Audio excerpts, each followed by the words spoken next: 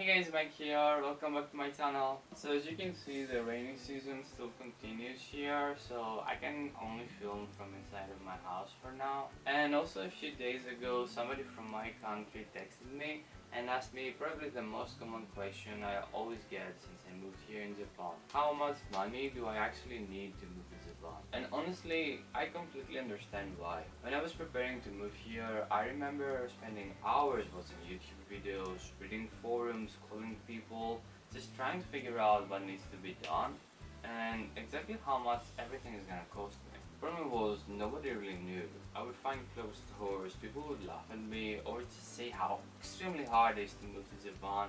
That doesn't necessarily mean it's true. So after I talked with that guy, that was pretty much the inspiration for that video. I wanted to share my opinion about how much I spent moving here and maybe help you avoid a few mistakes along the way.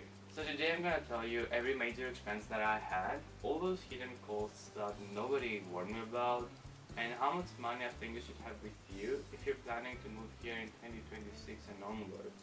Okay, so before we start, my story is a bit different than most people think. I didn't come here with a working visa. I came as a language school student. I studied Japanese for almost a year, and on that time I found a job, a company willing to sponsor me, and I changed my visa to a working visa after that. So if you're planning to follow a similar path, maybe this video can help you out. Now let's start with the very first thing I had to pay, the plane tickets here. For me it costed like around 700 euros. Now prices change all the time depending on season or airline and with what's happening in the world right now. But I think you can use that as a basic, that it will be around, maybe the cheapest, but around 700 euros just to come here. But the plane ticket is just the beginning, right? Because you also need to pay for your student visa as well. Now thankfully getting the visa is not that expensive, but you still need time to collect all the required documents. Some of them need to be translated if English is not your first language. I personally had to book a flight to go to my country's capital because this is where the Japanese embassy is located. Like all these small expenses that they don't seem a lot, but they start adding up, like the documents, translations, like booking flights, go back to my city, then after a week go back to collect the visa, pay for the visa. I think everything was around like 300 euros, so we already like have 1,000 euros just for the tickets and the visa. Okay, the biggest expense by far was the language school, which you can pay for like 6 months, a year and a half, or 2 years, and the longest period you pay, the cheaper it gets. But I couldn't afford to pay a year, so I paid for like 6 months, and I actually have everything here. For the 6 months, you still need to pay the application fee, 22,000 yen, which is like 120 euros.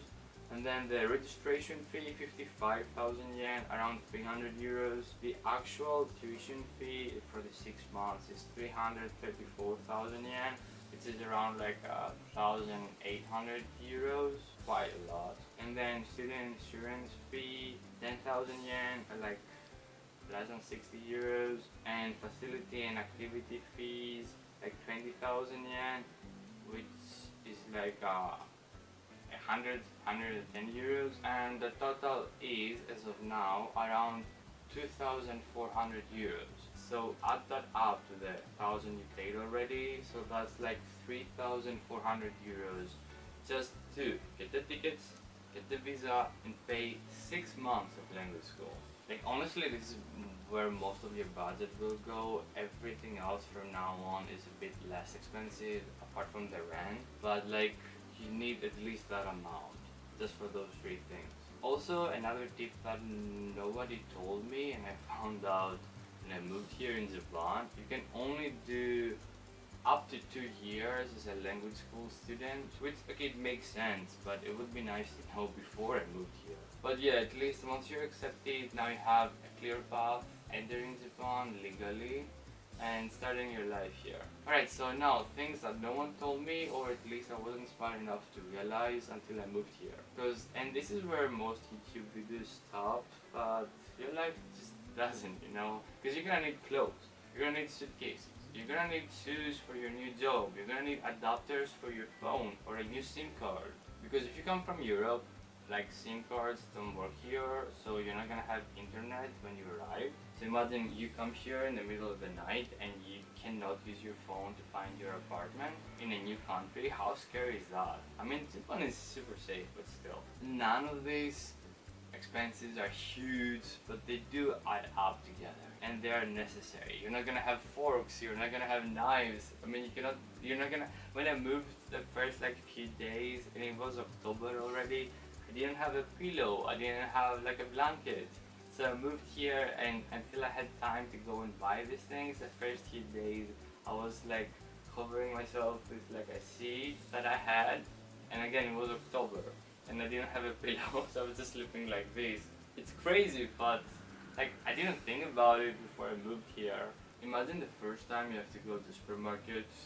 It's gonna cost you a lot because we're not talking about food only. You have to pay. You don't have salt. You don't have oil.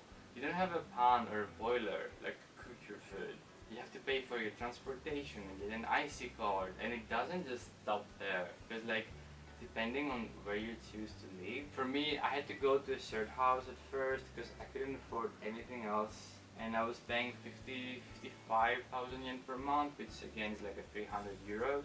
And even for this place, I'm paying, which is like a great area, tiny house but great area. I'm paying 97,000 yen, which is like 530 euros. It's not that bad, but it can be like really expensive to live by yourself from the beginning. And also consider that most houses, they don't have anything inside. So you need to buy the bed, you need to buy the fridge, oven, washing machine, microwave, everything you're gonna need and you're gonna use like on a daily basis, you have to buy them. It's extremely expensive, especially here in Japan. And also you need to pay like a rent. Some companies are crazy asking you like to pay like a year's rent in advance or stuff like that, or like 1 million yen or whatever, which no. And then you have to pay like the deposit, which like compared to Europe, you're not gonna get that money back when you move out of the house. It's like a gift to the owner, or like covering for damages you may do to the house while you're living in it. So that is like money that you're just giving away. Like in my case, I had to pay like 1 month's rent, gift to the owner or deposit, whatever. And it wasn't like a month in advance, but it was something like similar, like almost like a month. So that was at least 1,000 more euros that I had to pay just like for the first month, which wow, that was quite a lot, yeah. So we're almost at like 5,000 yen. Let's say with the first expenses and transportation, everything we have to do, that's like 5,000 yen so far. You come to Japan, get your visa, first expenses, and find a place. But yeah, after that, after the first month, life becomes more predictable here. Like I had to pay rent, I had to pay for my phone, I had to pay for transportation and food and health insurance. Sure, but like I got everything in a line, in a row, and I knew what I had to do. Eventually I started doing like extra stuff, like a drink or a coffee from a convenience store, or like after a few months I joined the gym again. So what I did, I had two accounts, Japanese and a European one. Everything I would get paid from my job would go to the Japanese one, and that was the money that I needed to pay the school for the next 6 months so I can stay in Japan. And then let's say I had like 3,000 yen left in the European one, I would pay everything from this account, and including the rent, food, transportation, going out, paying for like drinks, dates or whatever I wanted to do. It was really hard and I was super poor for the first 6 months, but I did it. And if I did it, I'm pretty sure you can do it as well. But yeah, like there are options. You can find a way to get a visa, legally get a visa, even if you haven't finished university like me.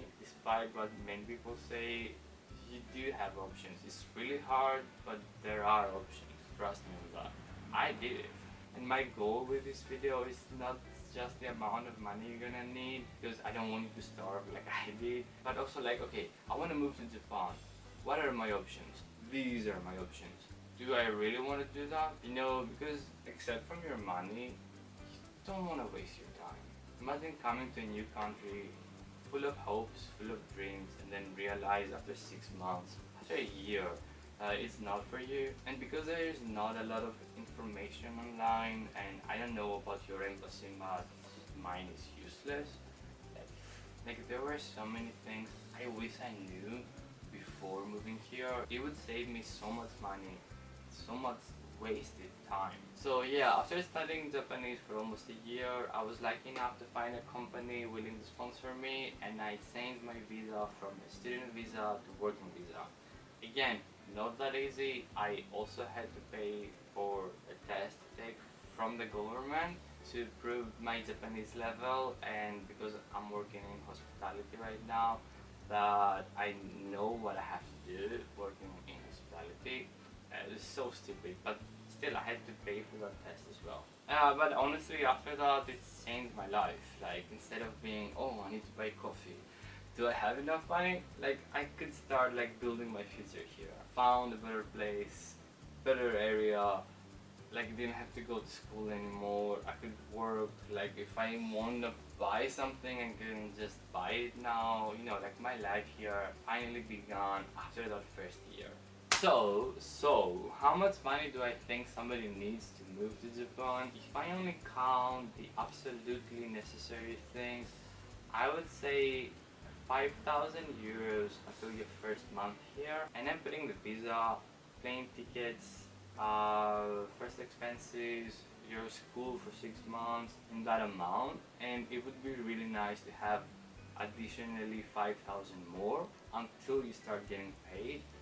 10,000 ideally, but that might be too much for some people, because I spent around 5 to 6,000 euros to move here and my first expenses, and then I had way less than 5,000 euros in my account, and I was struggling a lot. But you can still do it, but like, I wanted you to be prepared that you're gonna struggle. And could someone do it cheaper? I guess they can, probably. I don't know how much cheaper than me can you do it, because I wasn't really eating, I was starving. But yeah, probably you can do it. Can somebody spend much more? Definitely, absolutely. But personally, if I had to do it again and move to Japan today, ideally I would, apart from those 5,000 euros, spend it like even before setting foot in Japan. I would like to have 5 to 10,000 more. It's not even like you're gonna spend it all. It's more like to have like a financial safety net to keep you like less stressed, maybe, because you're gonna get stressed anyway with all these things coming at you at once, like different culture and language barrier and everything. If you can avoid getting stressed for money, that would be perfect. So yeah, if you're watching this video because you're thinking about moving to Japan, I really hope this video helped you. If you have more questions that I did not answer about prices here or life in Japan in general, please leave a comment down below, because I read all of them and I try to reply as much as possible. And you can even consider subscribing to my channel, because this is it, this is what I do. My channel is about my life as a foreigner here in Japan, my struggles with the language, with the culture, with the people, and in general building my life here. Because yeah, you subscribing really helps me, and the more people that subscribe, the better quality videos I can do, and the more time that I will have to spend creating content. And you can always unsubscribe later on, but I don't. And as always, thanks for watching. Be kind. Bye.